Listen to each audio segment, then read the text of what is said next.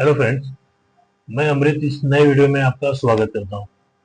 इस वीडियो के माध्यम से हम लोन्स के बाउंसेस के बारे में थोड़े इंफॉर्मेशन जनरेट करेंगे। सभी कोई लोन के ऊपर डिपेंड है आज के डेट में। 90%, 85, 90% जो सैलरीड पर्सन है या बिजनेसमैन है, खास करके मेट्रो सिटी में रहने वाले लोग, उनको किसी ना किसी लोन का उनके ऊपर में लायबिलिटीज है। कार का loan, business loan, home loan, personal loan, किसी ना किसी तरह का लोन, एजुकेशन लोन, वो ईएमआई भरते हैं। अभी ये वीडियो मैं किस लिए बना रहा हूँ कि बहुत सारे कस्टमर मेरे पास में आते हैं लोन अप्लाई करने के लिए, तो उनको बाउंसेस के इशू रहते हैं। अभी हर दिन एक ऐसा इनकम तो होता नहीं है बिजनेस में, या जो सैलरीड पर्सन है उनको भी कभी कभी कुछ मेडिकल इमरजेंसी आ जाती है, कुछ घरेलू एक्सपेंसेस हो जाते हैं एडिशनल, अनवांटेड, जो उनको पता नहीं रहता, अचानक से आए हुए। तो ऐसे केस में समहाउ ईएमआई जो है बाउंस हो जाती है। अभी ईएमआई बाउंस होने के कितने दिनों में आपको ईएमआई भरना चाहिए, बैंक क्या चार्जेज लगाती है, और हम इससे कैसे बच सकते हैं ताकि हमारा सिविल स्कोर खराब ना हो। बिकॉज आजकल सारे लोन्स सिविल पे ऊपर डिपेंडेंट है। तो हमारे पास बहुत सारे केसेस आते हैं जिसमें हम लोन नहीं कर पाते हैं ड्यू टू सिविल इशू।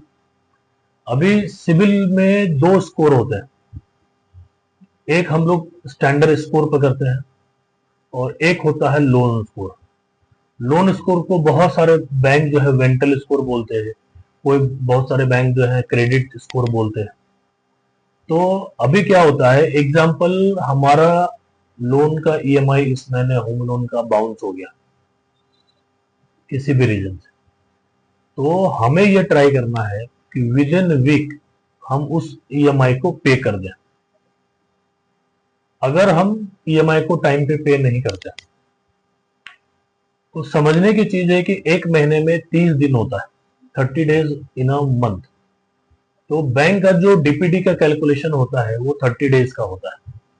अभी आपका ईएमआई का डेट है 4 तारीख, तो 4 तारीख के बाद आप जितने दिन आप ईएमआई नहीं भरेंगे वो डीपीडी डेज में काउंट होता चला जाएगा।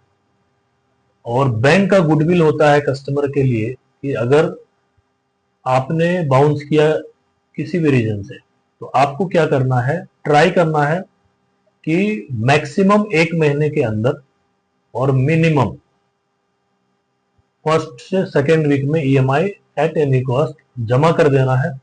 इससे आपके सिबिल स्कोर पे ज्यादा फर्क नहीं पड़ेगा। अभी ये दोनों केस में होता है, बिजनेसमैन के केस में भी और सैलरीड कस्टमर के केस में भी।